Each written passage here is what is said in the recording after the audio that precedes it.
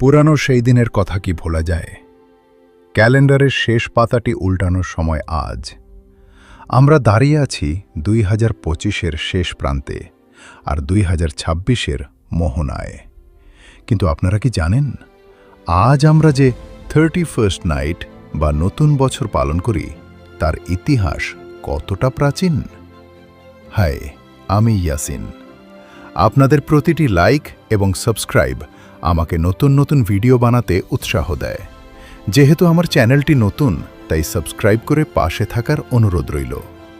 নতুন বছর উদযাপনের রীতি আজ থেকে প্রায় 4000 বছর পুরনো। প্রাচীন মেসোপটেমিয়ায় প্রথম নতুন বছর পালন শুরু হয়। তবে তা এখনকার মতো জানুয়ারিতে ছিল না, ছিল বসন্তকালে।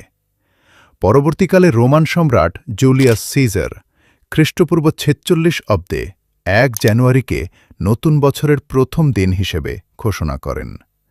রোমানদের দেবতা জ্যানোস, যার নাম থেকে জানুয়ারি মাস এসেছে, তার ছিল দুটি মুখ। একটি দিয়ে তিনি অতীতের দিকে তাকাতেন, অন্যটি দিয়ে ভবিষ্যতের দিকে। শিক্ষাটা এখানেই। পেছনের ভুলগুলো থেকে শিক্ষা নিয়ে সামনের দিকে এগিয়ে যাওয়াই হল নতুন বছরের প্রকৃত সার্থকতা। ইতিহাস আমাদের শেখায়, সময় কখনো থেমে থাকে না।